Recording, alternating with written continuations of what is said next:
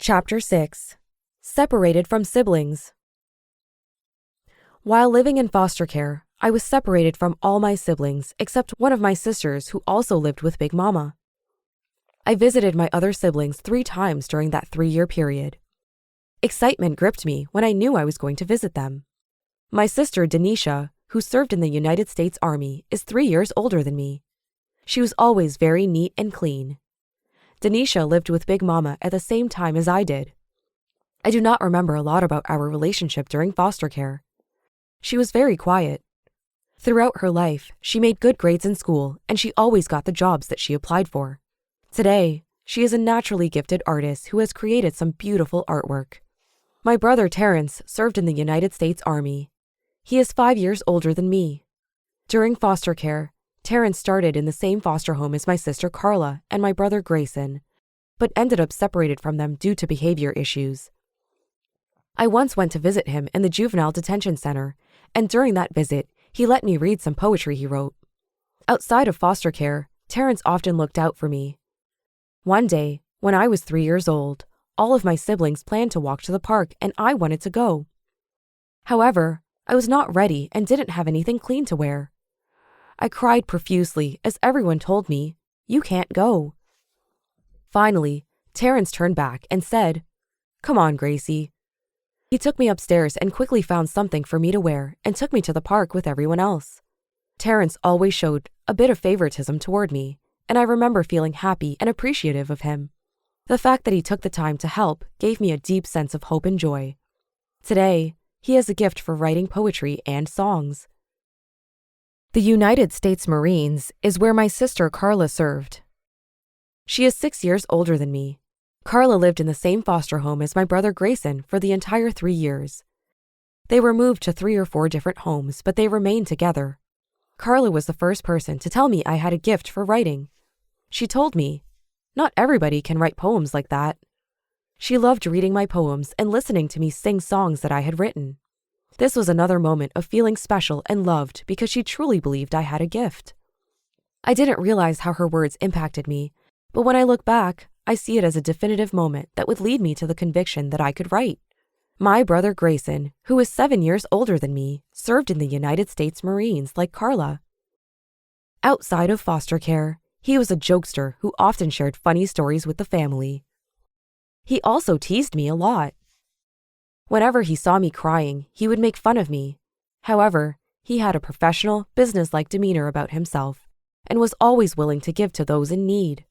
Denisha and I visited Grayson and Carla 2 times during our time in foster care. The first time, we walked around the neighborhood with Carla. This was a big deal for me because Big Mama never allowed us to walk around the neighborhood that way. Our second visit with Grayson and Carla included Terrence. Grandmother took us to her sister's house for a home-cooked meal. She took some pictures of us too. The only reason I remember this visit is because I have a copy of one of the pictures she took of us together that day. I feel fortunate to have it because it is the only picture I have of myself during my time in foster care. Last but not least, my oldest brother Jerome served in the United States Army. He had more influence on me than any of my other siblings. My father took Jerome with him when he left us in the house alone. Jerome remained with my father, and I only saw him 1 time during my 3 years in foster care. The one time I saw him was when my father came to visit us at Big Mama's home. Outside of foster care, Jerome was very protective of me and did everything in his power to keep us from getting hurt by anything or anyone. He taught me how to fistfight to ensure no one would ever hurt me. He would flex his arm muscles and tell me to hit his arm as hard as I could. After I hit as hard as I could, he would say, "That's not hard enough. Hit me harder." I realized he wanted me to win a fight if I ever had one. But it was fun to hit his arm. In my mind, I was thinking I was going to lay him in the dust. But his mission was to help me prepare for some of the hard knocks he knew I would face in the neighborhoods we lived in. Because of these boxing lessons, I was prepared for any adversary. Jerome was also a go-getter. He wanted to make something good of himself. In his determination, he gained much knowledge and never hesitated to share it with others, which impressed us all. I purposely did not talk in this book about how each of my siblings was affected by being separated from our mother, father, and each other. They can share their own story, if they wish, much better than I can. Like any family in such a situation, each of us was affected differently, but we have stayed together as a family through it all. I believe our birth order played a big part in the way we were affected. For example, Jerome, being the oldest, knew our mother longer than any of us, and he saw a lot more of our parents' struggles. He also has a clearer picture of how their struggles affected each of us.